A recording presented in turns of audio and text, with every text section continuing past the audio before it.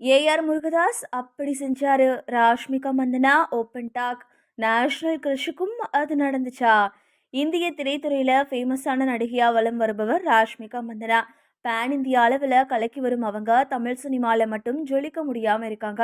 ஆனா அதுக்கும் சேர்த்து மற்ற மொழிகள்ல பயங்கர பிஸியா இருக்காங்க. சல்மான் கானுடன் சிக்கந்தர் படத்திலையும் நடிச்சிருந்தாங்க. இந்த நிலைமையில இயக்குனர் ஏஆர் முருகதாஸ் குறித்து சமீபத்திய பேட்டியில பேசியிருக்காங்க. கர்நாடக திரைத்துறையில அறிமுகமாகி தெலுங்கு திரையுலகில் பிரபலமான நடிகை ராஷ்மிகா மந்தனா. அவங்க நடித்த கீதா கோவிந்தம் திரைப்படம் அவங்களுக்கான வரவேற்பை பலமா கொடுத்துச்சு. தொடர்ந்து அல்லு அர்ஜுனோட புஷ்பா, புஷ்பா 2 ஆகிய படங்கள் பேன் இந்தியா அளவில் வசூலை வாரி குவித்தது.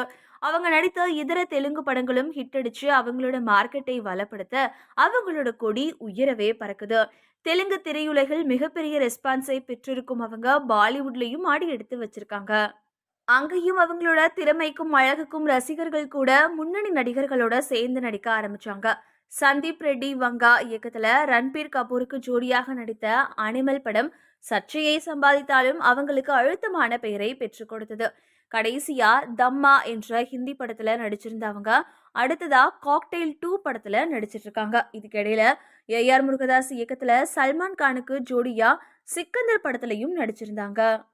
படம் பெரிய வரவேற்பை பெறாமல் படுதோல்வியை சந்தித்தது. நீண்ட காலம் வெற்றி இல்லாமல் தடுமாறிய முருகதாஸ் சிக்கந்தரில் கம்பேக் கொடுப்பாரு அப்படின்னு எதிர்பார்க்கப்பட்டது. ஆனா வழக்கம் போல தோல்வியே கிடைத்தது. அந்த தோல்விக்கு சல்மான் கான் தான் காரணம் அப்படின்ற ரீதியில ஒரு பேட்டி கொடுத்தாரு முருகதாஸ். முக்கியமா தாமதமா வந்தார் அப்படின்னு சொல்லியிருந்தாரு.